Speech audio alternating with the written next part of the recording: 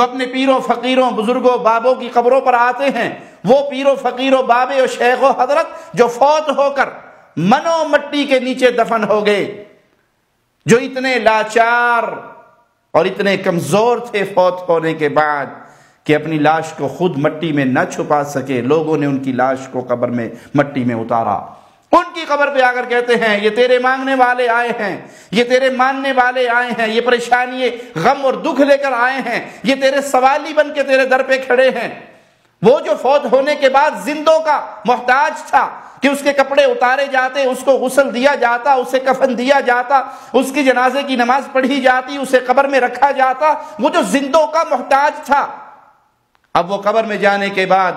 اتنی طاقتوں کا مالک ہو گیا، نعوذ باللہ ثم نعوذ باللہ، کہ زندہ انسان اس کے در پہ آتے ہیں، مرے ہوئے کے در پہ، اور اس کے در پہ آ کر اپنی حاجات پیش کرتے ہیں۔ تیرا دیار ہے دارالسلام یا خواجہ، تجلیاں ہے نئی صبح و شام یا خواجہ، نہ فکر میں نہ غم جام تیرے مستوں کو، تیری نگاہ سے چلتا ہے کام یا خواجہ، تیرے گدا ہے گنہگار متقی دونوں، برے بھلوں پہ تیرا فیضیام یا خواجہ، یا حضور غریب نواز، یہ تمام غلامان غلام آپ کی بارگاہ میں حاضر ہیں، یہ آپ کے نام لیوا آپ کے چاہنے والے ہیں غریب نواز، آپ کے نام پاک سے آپ کے غلاموں کی عزت و خدمت کرتے ہیں، ان کی حاضری قبول فرمائیے، یہ جو بھی التجائیں لے کے آپ کی بارگاہ میں حاضر ہیں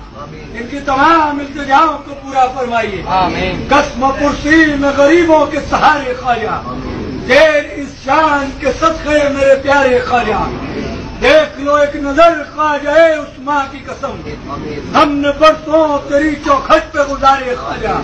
اس سڑک کو پہ کہ تقدیر یہاں بنتی ہے، جمع ہو جاتے ہیں تقدیر کے مارے خواجہ، یا غریب نواز ان کی تقدیروں کو سنوار دیجیے،